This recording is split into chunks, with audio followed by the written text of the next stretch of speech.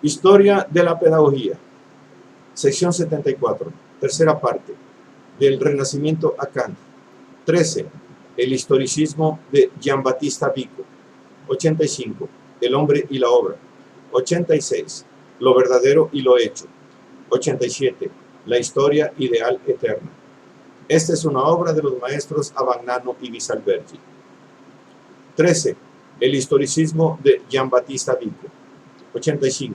El hombre y la obra.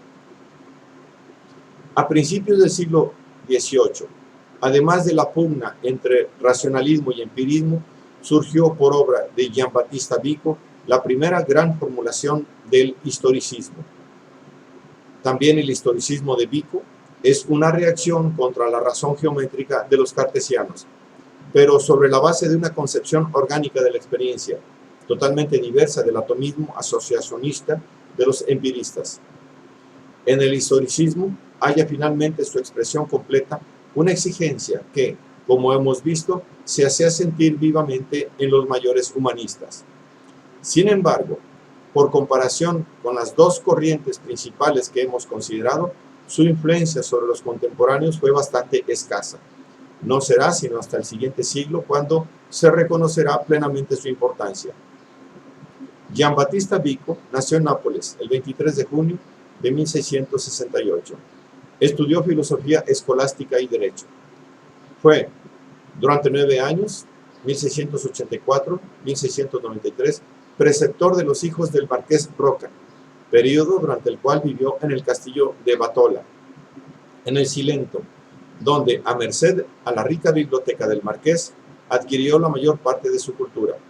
De vuelta en Nápoles, obtuvo en 1699 la cátedra de retórica de aquella universidad, pero luego aspiró inútilmente, 1723, a una cátedra de jurisprudencia que hubiera mejorado mucho sus condiciones económicas. Llevó, pues, una vida pobre y oscura, en medio de estrecheces financieras y en una atmósfera familiar poco propicia al recogimiento y el estudio. Recibió pocos y avaros testimonios de reconocimiento. Falleció en Nápoles el 23 de enero de 1744. En relación con su actividad docente, compuso sus Orationi Inaugurali, la más importante de las cuales es la titulada De Nostri Temporis Studiorum Ratione, del año 1708. En 1710 se aprestó a dar forma sistemática a su pensamiento en un escrito titulado De Antiquissima Italorum Sapientia, ex linguae latinae originobus eruenda, donde, al trazar la historia de algunas palabras latinas, Vico intenta remontarse a las doctrinas de los primeros pueblos itálicos, jonios y etruscos, de los cuales esas palabras habrían pasado a la lengua latina. Por lo tanto, presenta su metafísica como la metafísica propia de aquellas antiquísimas poblaciones itálicas. A un artículo de crítica aparecido en el Giornali di Literati, respondió Vico con la prima e secunda riposta, 1711-1712. En 1720 publicó lo que viene a ser la primera formulación de las ideas de la ciencia nueva, De Uno Universi Juris Principio et Fine, 1, al que siguió De Constantia Jurisprudentis. En 1725 publicó los Principi di una Scienza Nuova, in torno a la comune natura de la nazione y su autobiografía. Subsecuentemente escribió de nuevo La Scienza Nuova, 1730, edición esta de la que no difiere sustancialmente la tercera, aparecida a la luz pública en 1744, algunos meses después de su muerte. 86. Lo verdadero y lo hecho. El anticartesianismo de Vico obedece a la exigencia de reconocer que hay una verdad humana no reductible a la evidencia racional ni a la razón geométrica. El hombre no puede aferrarse a la verdad racional y dejar fuera, además del error, a lo verosímil y a lo probable, manifestaciones humanas fundamentales como la oratoria, la retórica, la poesía, la historia e incluso la prudencia misma que rige la vida no se fundan en verdades geométricas, sino sobre lo verosímil. Lo verosímil es la verdad problemática, es lo que está entre lo verdadero y lo falso. La mayoría de las veces es verdadero, excepcionalmente es falso. Pero lo que caracteriza es que no implique una garantía infalible de verdad. Esta problematicidad hace que lo verosímil sea la verdad humana por excelencia. Es vana empresa el querer introducir, mediante el método geométrico, una garantía infalible de verdad en el dominio de los conocimientos referentes al hombre. Por lo tanto, el censo de los filósofos es lo probable, así como el de los matemáticos es lo verdadero. Haber querido invertir este orden para reconducir a la filosofía a la verdad demostrativa de las matemáticas no ha causado más que dudas y desorden. A la razón cartesiana, órgano de la verdad demostrativa, opone Vico el ingenio, que es la facultad de descubrir lo nuevo, y a la crítica, el nuevo arte cartesiano fundado en la razón. Vico opone la topía, o sea, el arte que discipline y dirige el proceder inventivo del ingenio. La exposición de la gnoseología vickiana en el De Antiquísima tiene como base la antítesis entre conocimiento divino y conocimiento humano. A Dios pertenece el entender, intelligere, o sea, el conocimiento perfecto resultante de la posesión de todos los elementos que constituyen el objeto. Al hombre corresponde el pensar, cogitare, que es como ir recogiendo fuera de sí algunos de los elementos constitutivos del objeto. La razón, el órgano del entender, solo pertenece de verdad a Dios. El hombre no hace más que participar de ella. Dios y el hombre pueden conocer con verdad solo aquello que hacen. Por consiguiente, las palabras verum y factum tienen en latín el mismo significado. Verum et factum convertuntur, verum ipsum factum. Pero el hacer de Dios es la creación de un objeto real. El hacer humano es creación de un objeto ficticio, pues el hombre actúa recogiendo fuera de sí, por abstracción, los elementos de su conocer.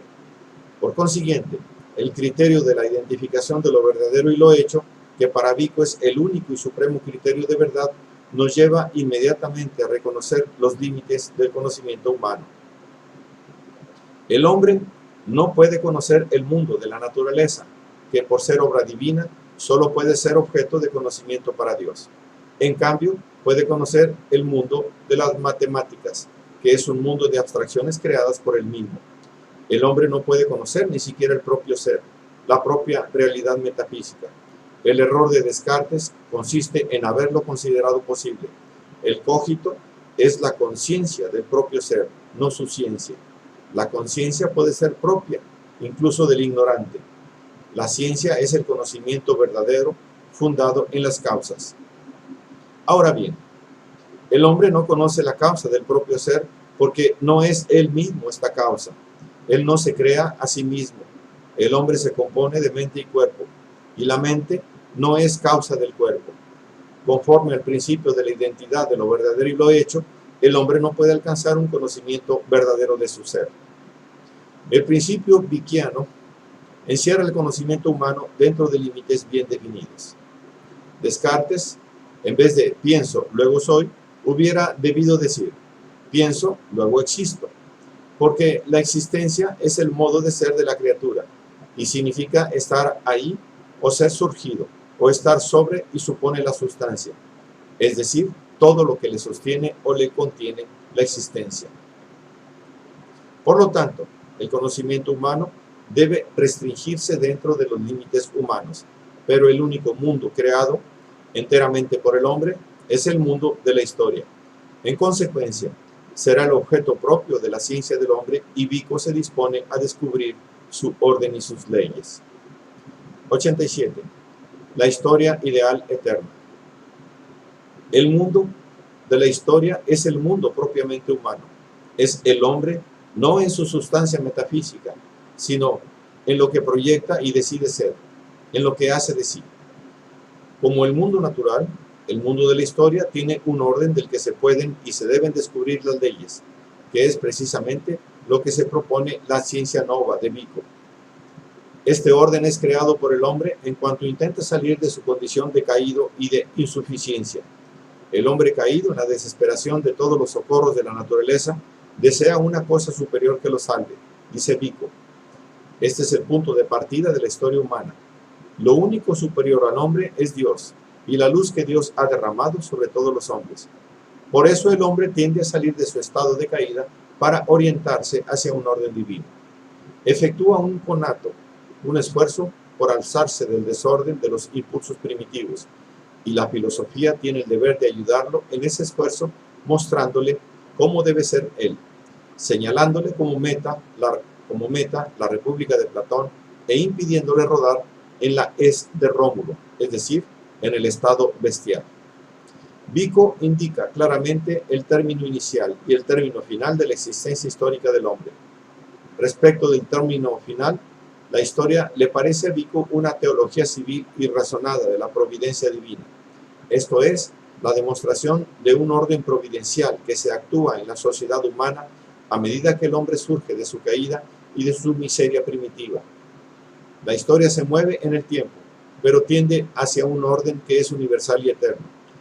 Movidos por sus impulsos primitivos, los hombres procuran su utilidad particular, pero aún sin que medie un propósito explícito por su parte, la gran ciudad del género humano va emergiendo como la meta final de su historia.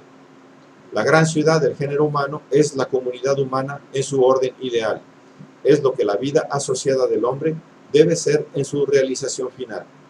Sin embargo, no es sobre ella, sobre lo que se concentra verdaderamente el interés de Vico, sino sobre el proceso que hacia ella debe conducir, proceso que llegado a su etapa final, con frecuencia no se detiene, sino que cae en la decadencia y la corrupción, para volver a recorrer, bajo nuevas formas, los estadios precedentes, en una especie de movimiento circular o a espiral, teoría de los cursos y recursos. Esta es la historia ideal eterna, que la historia temporal de cada nación tiende a realizar y de la que constituye la sustancia, la norma merced a la cual puede juzgársela. Por eso la historia ideal no se identifica con la historia en el tiempo. Esta corre sobre aquella. Sobre la historia ideal eterna, dice Vico, corren en el tiempo las historias de todas las naciones en sus surgimientos, progresos, estados, decadencias y fines.